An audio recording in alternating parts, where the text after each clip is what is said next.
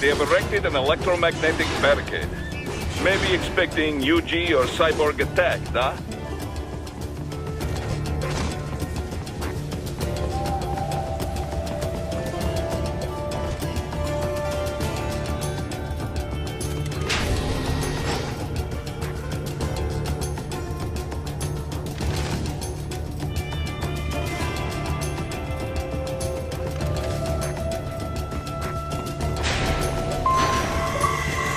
Raiden, wait! We're picking up a wireless transmission near your position. From the frequency, most likely an enemy data terminal. Check it out. We may be able to salvage some intel.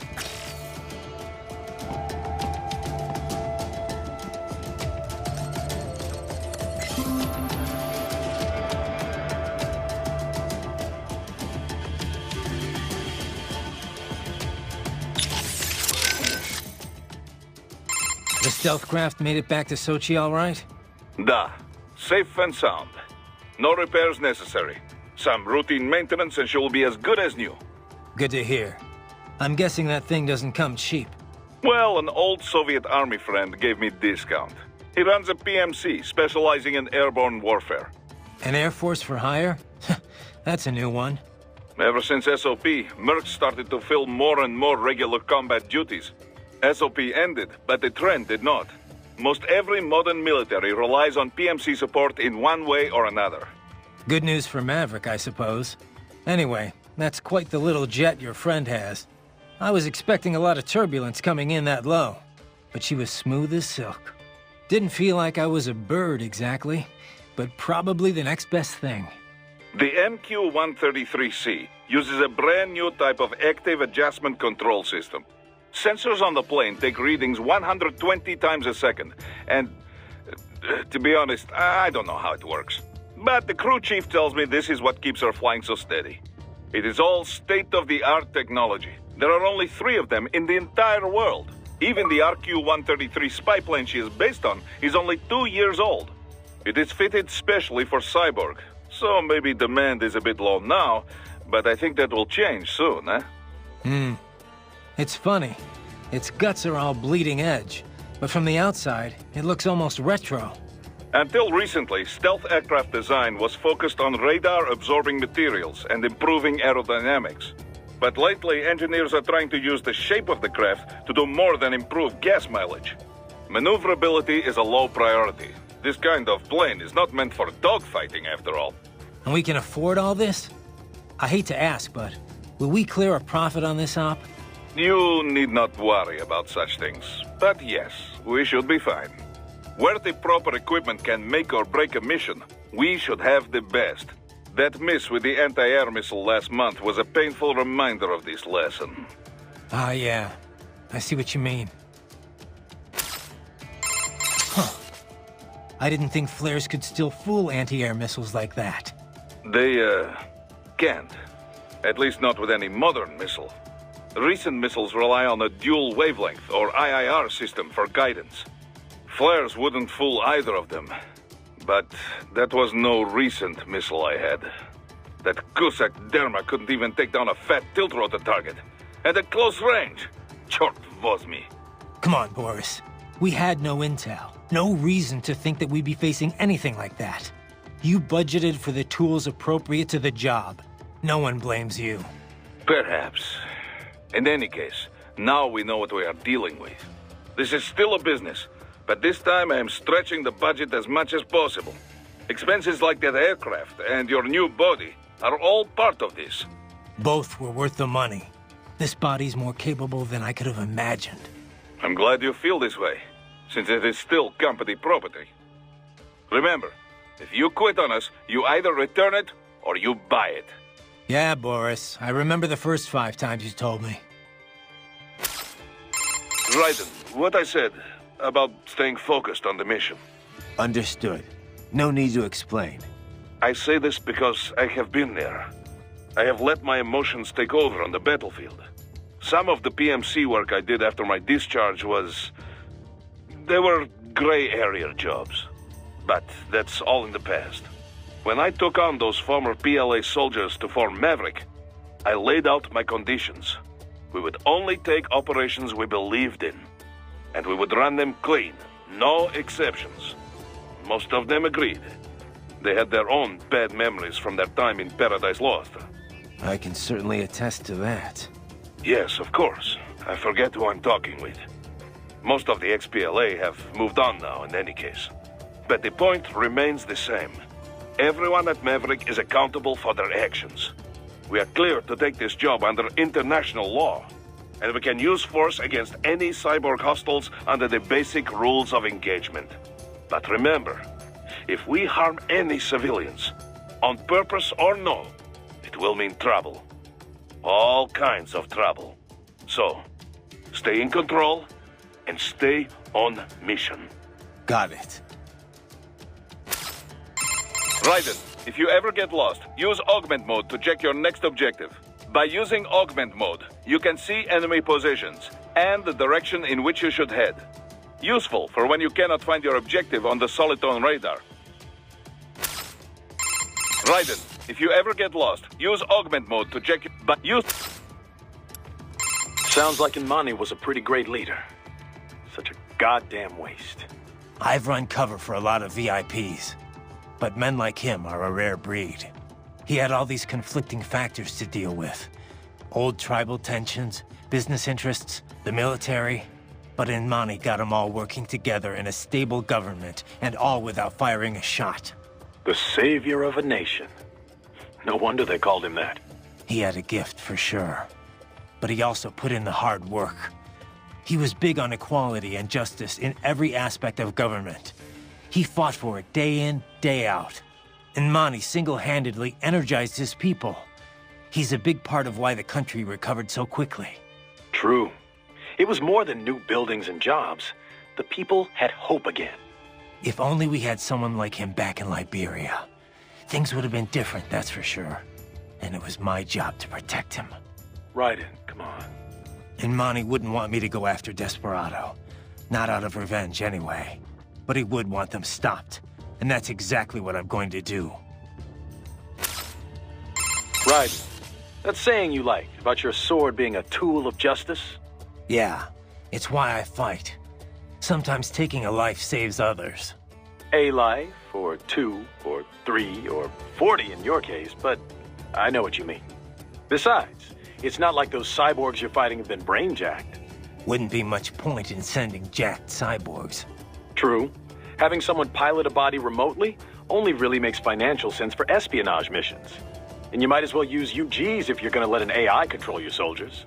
So yeah, they're probably using emotional restraints, but those cyborgs are fighting of their own free will. Starting to see where I'm coming from? I get it, it's just... you didn't used to seem so comfortable with the idea. What about what Sam said? About your ideals holding you back? Ah, bullshit. He's good, but now I know how he moves, how he thinks, and I've got my new body. My philosophy says when and why to fight, not how. It won't keep me from beating Sam. And next time we meet, I will beat him. I'll kill him, and I'll do it to save others from suffering, with my ideals intact. All right, Raiden. One thing I can't stop wondering about, Kev. What's up? Sam.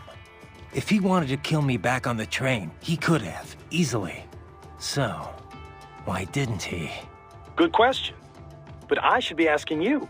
Your left eye was our only video feed. After he stabbed it, I got nothing. I mean, I got the details from your report after the fact, but that's it. He was probably just too distracted. Boris's attacks, escaping, there was a lot going on. No, that's not it. Well, why else? What does he have to gain from letting you live? I don't know. Raiden, head for the oil refinery. Raiden, head for the oil refinery. Doctor, you have anything more on these cyborgs? Only what we went over in your briefing, if you had been paying attention. Standard military-grade cyborgs. MCFC integrated carbon nanotube muscle fighters. impressive response time and power yield when focused correctly. Most will likely possess extrasensory skills as well. Infrared vision is almost standard these days. They can function without breathing for short periods of time. Okay. Nothing I didn't already know. Not all cyborgs you face will be the same, of course. You may notice a range of different capabilities. It all depends on the manufacturer. Muscle fiber and neurotransmission technology is advancing all the time. Of course, you have the very latest science has to offer. A typical cyborg is no match for your equipment. If you do say so yourself. No, I realize combat is about more than the equipment. Situational awareness, predictive ability, nerves. One must determine a course of attack or defense and execute on a moment's notice. Reaction time is key. Cyborg enhancements do not change that. Agreed. Hey, Doc, I'm curious. Can I recharge off any cyborg? Even a non-military unit? Not that I ever would, of course. A pedestrian cyborg? I very much doubt you will encounter any of those on this op. Besides...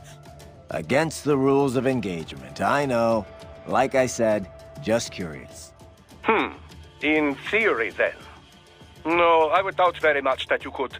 Even from those that opted for complete body replacements due to injury or illness, you know. Though I have heard of some very wealthy clients who wanted to fight the effects of aging. Doctor? Ah, yes, your question. No, extracting MCFCs from pedestrian cyborgs is unlikely. Most non-military enhancements use polymer muscle fiber that is a generation behind yours. Carbon nanotube would be a bit much for anyone who wished to lead a normal life, you know. And polymer systems can be powered by rechargeable electric batteries. Organic muscle fiber, which allows extraction of nutrients from the bloodstream, does exist, but it requires artificial blood for sufficient power output. This so-called white blood requires regular dialysis and was mostly phased out once cyborg technology became mainstream. True, some use cultivated muscle tissue to take nourishment from the body's natural bloodstream. But such systems are more regenerative medicine than cyborg technology. I'm sure you'll agree. Of course, natural musculature or no, if the body is equipped with a ceramic bone structure... Can't get energy from non-military cyborgs. Got it. Well, one moment. I have more... Thanks, Doc. So, as I was saying, there are many differences between pedestrian and military cyborgs. You're still on about this. Now, first and foremost, military cyborgs are generally full-body conversions. You mean as opposed to partials? Yes, as opposed to just grafting on an arm or leg where a myoelectric prosthesis would suffice. As I have said, for the general public, these full-body replacements are quite rare. Quite rare. Only in cases of extreme injury or illness, generally. Perhaps a few eccentrics who wish to live longer. In any case, most pedestrian cyborgs are no more than an artificial limb or two.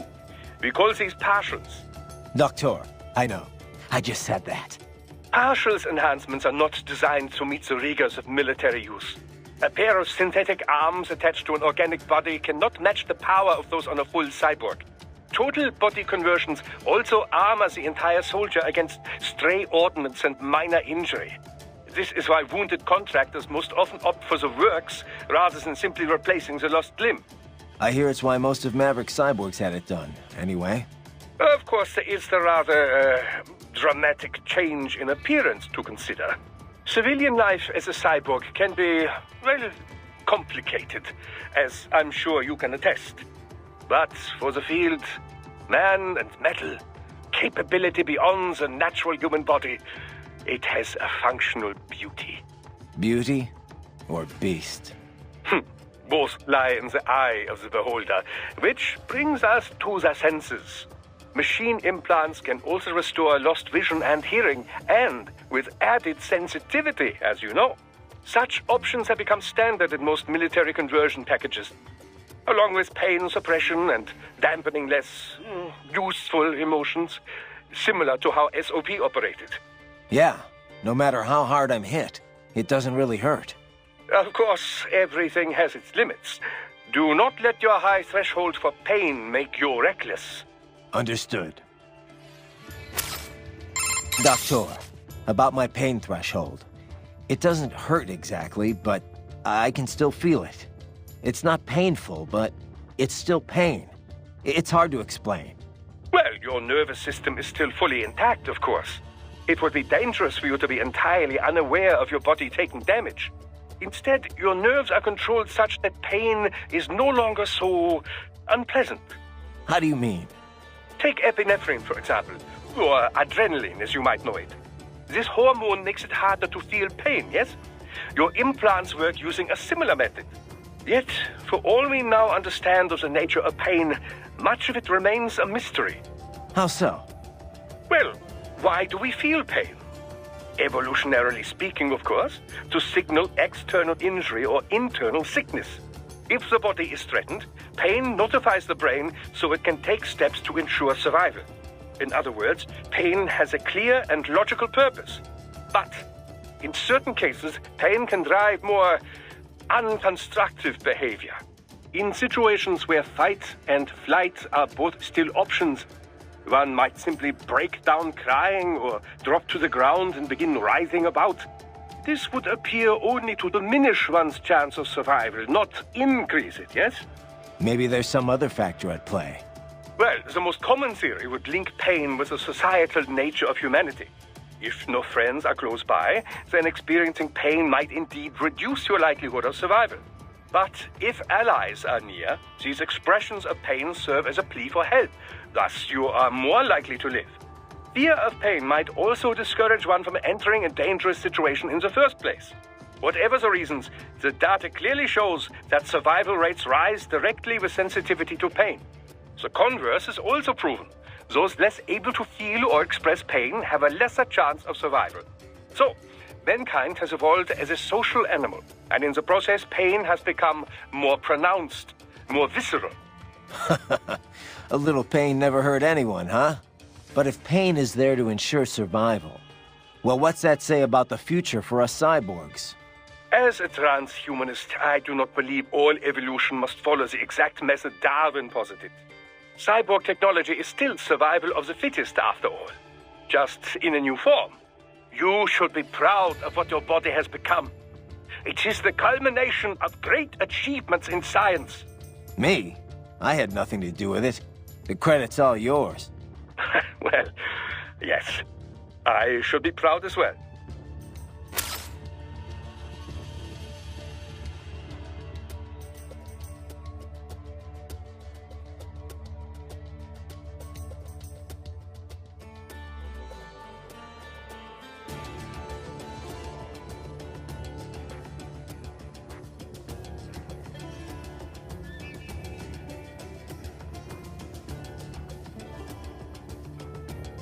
Doctor, about my fuel cells, the electrolytes.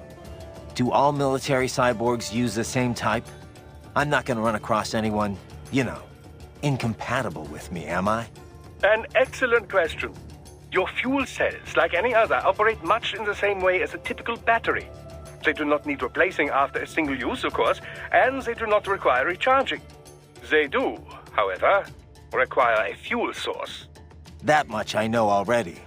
Yes, well, there are several different types of fuel cells. Phosphoric acid, MCFC, molten carbonate like yours, solid oxide, and so forth. Each type can be further divided into classes, each which runs on its own electrolyte material. However, all current military cyborg MCFCs run on the same one electrolyte. That's good news.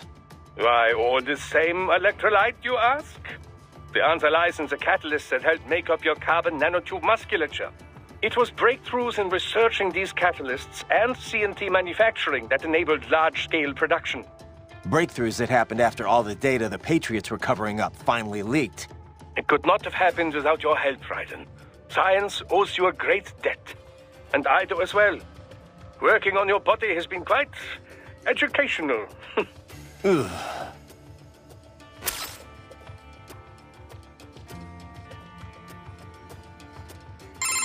Stay vigilant, Raiden.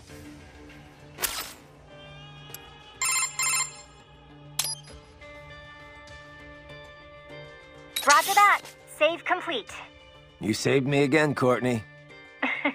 Right. Anything else? Otherwise, I should get back. Actually, yeah. You mentioned SOP earlier. How much do you know about it? The Sons of the Patriot system? Same stuff as anyone else in the industry, probably. Basically, a nanomachine software combo for controlling contractors. Used to be required for all PMCs. Soldiers couldn't fire unless their ID matched their weapon and they had clearance. From their commanding officers. And the rules of engagement, I mean. It had some mental effects as well. Moderating pain, enhancing concentration, that sort of thing. The idea was SOP would minimize arms smuggling and civilian casualties. A kinder, gentler war. An oxymoron, any way you look at it. Civilian deaths did drop, though. Because soldiers in the system could coordinate in real time, share info. Between that and the ID weapon locks, a lot of people felt better about employing privatized military. The irony is, the system was developed based on criticisms of PMC ops, mostly American interventions. SOP propaganda said it would put limits on the war market. What it really did was shift market share over to the PMCs. Civilian deaths went down, but total casualties just kept on climbing. More than ever, war was big business. And business was booming. Until SOP got hacked. Suddenly, everyone realized how dangerous it was to have a single system controlling entire PMCs. That was the beginning of the end for SOP. Public opinion on privatizing war did a 180. After that, a lot of local conflicts and civil wars died down. The PMC conglomerates had to split up and downsize just to stay in business. And that about does it for SOP 101. Class dismissed.